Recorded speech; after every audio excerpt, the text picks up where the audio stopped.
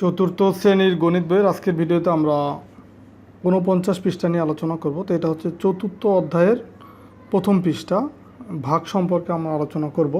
তো এখানে ভাগ সম্পর্কে আমরা আজকের ভিডিওতে একটু বিস্তারিত জানবো বা বেসিক জিনিসগুলো জানবো ভাগ সম্পর্কে। তো ভাগের ইংরেজি হচ্ছে ডিভিশন। ভাগের ইংরেজি কি? ডিভিশন। আর এটার প্রতীক বা চিহ্ন হচ্ছে এই টাইপের একটা চিহ্ন, যে এরকম টান দিয়ে তার উপরে একটা ফোঁটা, নিচে একটা ফোঁটা, এটা হচ্ছে ভাগের চিহ্ন বা প্রতীক। আর ভাগ কাকে বলে বা ভাগ কি? ভাগ মূলত হচ্ছে বারবার বিয়োগ করার সংক্ষিপ্ত রূপ। বারবার বিয়োগ করার সংক্ষিপ্ত রূপ হচ্ছে ভাগ। যেমন আমরা আগের চ্যাপ্টারে আমরা গুণ শিখে আসছি। তো গুণ ছিল যোগের সংক্ষিপ্ত রূপ, আর ভাগ হচ্ছে বারবার বিয়োগের সংক্ষিপ্ত রূপ। তো ভাগ করার ক্ষেত্রে তোমাকে 4টা মূল জিনিস জানতে হবে। যেমন এই ভাগটা এরকম করা হয়, যেমন ধরো আমরা যদি এখানে লিখি যে এই 7 ভাগ হচ্ছে 2, তার মানে হচ্ছে 7কে 2 দিয়ে ভাগ করতে হবে। আর এইখানে এটাকে যদি আমরা এই 7 ভাগ 2 এখানে তো লিখলাম, তো এটাকে যদি আমরা সরাসরি ভাগ করি, তার মানে 2 দিয়ে ভাগ করতে হবে কাকে? 7কে। আর এই ভাগফল এটাকে ভাগ করলে যে ভাগফল পাবো সেটা ডান পাশেও লেখা যায়, আবার আন্তর্জাতিক রীতিতে এটা উপরে লেখা হয়। তো 7কে যদি আমরা 2 দিয়ে ভাগ করি, কি নিয়মে করতে হয় বা কিভাবে করতে হয় সেটা আমরা পরবর্তীতে বিস্তারিত আলোচনা করব। তো 7কে 2 দিয়ে ভাগ করলে এখানে যাবে হচ্ছে 3 বার, 3 দুগুণে 6, এখানে থাকবে হচ্ছে 1। এই যে দেখো এইখানে প্রথম যে সংখ্যা, এটাকে বলা হয় ভাজক। এটাকে কি বলা হয়? ভাজক। এটাকে বলা হবে ভাজক, এই 2কে। আর এই যাকে ভাগ করা হলো, যেমন 7, এটাকে বলা হয় ভাজ্য। আর ভাগ করার পরে যে মানটা পেলাম এই 3, এটাকে বলা হয় ভাগফল। ভাগফল। আর ভাগ করার শেষে যে মানটা পাবো সেটাকে বলা হয় ভাগশেষ। ভাগশেষ। এই ভাগশেষে এখানে অনেক সময় শূন্য পেতে পারো, আবার শূন্য না থেকে কোনো সংখ্যাও থাকতে পারে। তার মানে ভাগ করার সময় তোমাকে এই ভাজক, ভাজ্য, ভাগফল, ভাগশেষ এই 4টা বিষয় জানতে হবে বা বুঝতে হবে। আর ভাগ করার ক্ষেত্রে এই ভাজক বা ভাজ্য, ভাগফল, ভাগশেষের অবস্থানগুলো মোটামুটি এরকম হয়। তারপরে আমরা ম্যাথ করার সময় বা অঙ্কগুলো করার সময় এই বিষয়গুলো আমাদের আরও পরিষ্কার হবে। তো দেখো এইখানে এই 49 পৃষ্ঠায় প্রথম যে সমস্যাটা দেয়া আছে বা যে ম্যাথটা দেয়া আছে, যে 15টি মার্বেল 5 জনকে সমানভাবে ভাগ করে দিলে প্রত্যেকে কয়টি করে মার্বেল পাবে। তো এটাকে যদি গাণিতিক বাক্য দিয়ে আমরা লিখি, সেই ক্ষেত্রে 15টি মার্বেলকে এই 5 জনের ভিতরে যেহেতু ভাগ করতে হবে, তাহলে এটা এইভাবে লেখা যে 15 ভাগ হচ্ছে 5, যেহেতু 5 জনের ভিতরে ভাগ করতে হবে। তাহলে এটাকে কিভাবে লেখা যায়? 15 ভাগ হচ্ছে 5। তো এটাকে এই 15কে 5 দিয়ে ভাগ করলে তোমার এইখানে পাবো হচ্ছে এই 3 পাবো। তো 3 কীভাবে আসলো সেটা আমরা পরবর্তীতে বিস্তারিত দেখব। এখন শুধু এটুকু জানো যে 15কে যদি আমরা 3 দিয়ে 15কে 5 দিয়ে ভাগ করি 3। আর দেখো 5-এর নামটা যদি পড়ো, 5 অক্ষে 5, 5 দুগুণে 10, 3 5 15, দেখো মিলে যাচ্ছে, এই কারণে এখানে 3 আসছে। তো এখন এই যে 15টা মার্বেল আমরা 5 জনের ভিতরে ভাগ করলাম, তো 5 জনকে যদি আমরা একটা করে মার্বেলও দিই, তাহলে আমার কয়টা মার্বেল প্রয়োজন? 5টা মার্বেল। 5 জনকে যদি আমি প্রত্যেককে 2টা করে মার্বেল দিই, তখন হচ্ছে 10টা মার্বেল প্রয়োজন। তো 5 জনকে যদি আমি 3টা করে মার্বেল দিই, 3 5 15, তাহলে আমার 3টা করে মার্বেল প্রয়োজন। দেখো মিলে যাচ্ছে। তো এখন এইখানে দেখো 15টা মার্বেলের ছবি দেওয়া আছে। আমরা মার্বেলের পরিবর্তে ডট ব্যবহার করে হিসাব করতে পারি। এই যে এখানে ধরো 15টা ডট আছে। এখন এই 5 জনকে যদি আমরা এই 15টা মার্বেলের পরিবর্তে 15টা ডট সেটা যদি ভাগ করে দিই, তাহলে দেখো এই প্রত্যেকে 3টা করে এই ডট পাবে। মানে এই যে 3 3 3 3 3, তাহলে দেখো 3 আর 3 6, 6 আর 3 9, 9 আর 3 12, আর 3 15 মিলে যাচ্ছে। তার মানে আমি 15 ভাগ 5 সমান 3, অর্থাৎ প্রত্যেকে 3টা করে মার্বেল পাবে। এটাই ছিল তোমার 49 পৃষ্ঠার আলোচনা। এখন আমরা পরের পৃষ্ঠায় যাব। দেখো এখানে যদি 15টা মার্বেলের পরিবর্তে মার্বেল যদি 17টা হয়, এই দেখো এখানে লিখছে 17টা মার্বেল 5 জনকে সমানভাবে ভাগ করে দিলে প্রত্যেকে কয়টি করে মার্বেল পাবে। তো যখন আমরা 15টা মার্বেলকে 5 জনের ভিতরে ভাগ করে দিছি তখন প্রত্যেকেই 3টা করে মার্বেল পেয়ে গেছে, আর কোনো অবশিষ্ট মার্বেল মানে ছিল না। কিন্তু মার্বেল যদি 17টা হয় সেই ক্ষেত্রে দেখো 17টা মার্বেলকে 5 জনের ভিতরে যদি সমানভাবে ভাগ করতে চাই তাহলে গাণিতিক বাক্যে লিখব কি 17 ভাগ হচ্ছে 5। এখন এইখানে সমানের পরে যে ভাগফল সেটা কত হবে।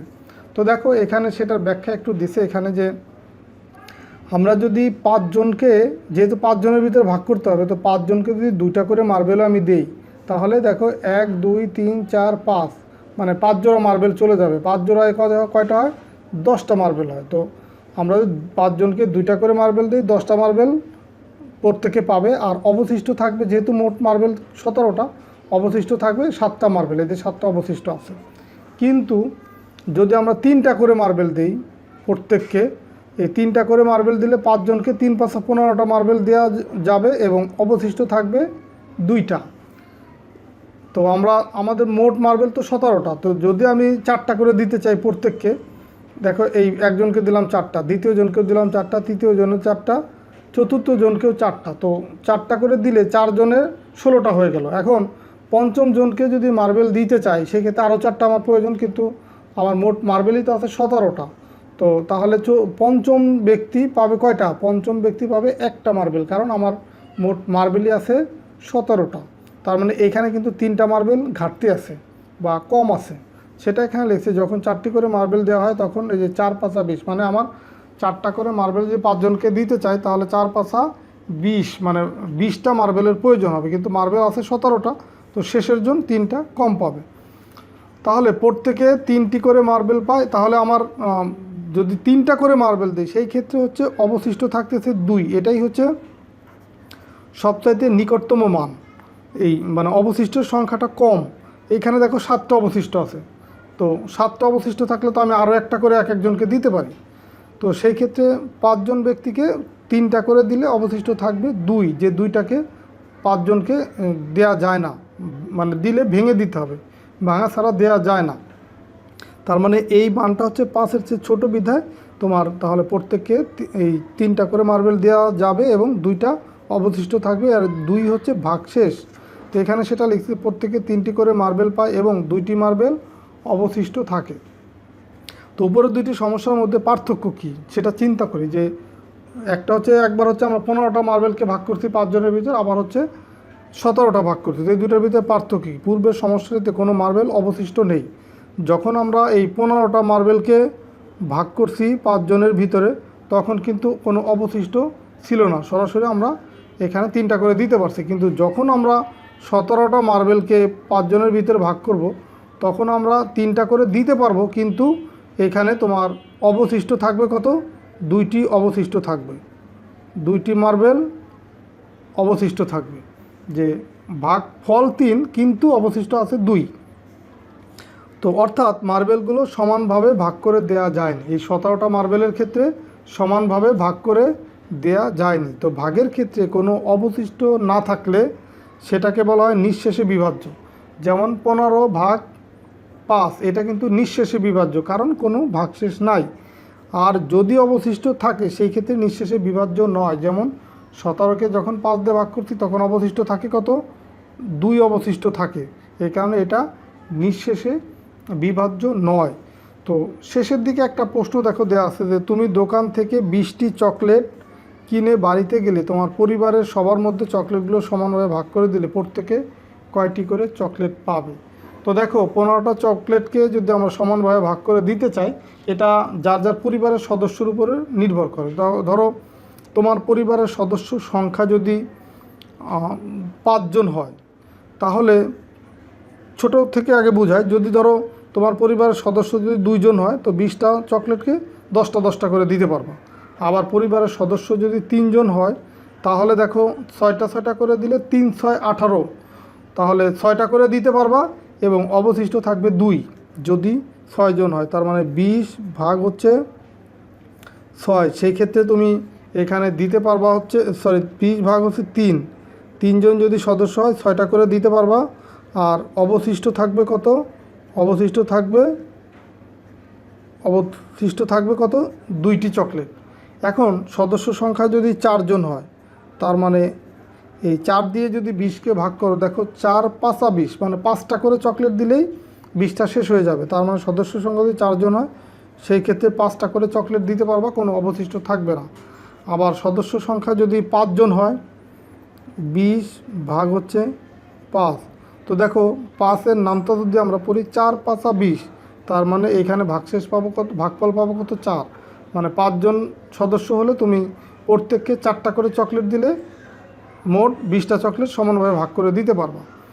তো যখন এই সমানভাবে ভাগ করা যাবে না, তখন কিছু না কিছু অবশিষ্ট থাকবে, সেটাই হচ্ছে ভাগশেষ। তো এই ছিল তোমাদের 49 এবং 50 পৃষ্ঠার আলোচনা ভাগ সম্পর্কে।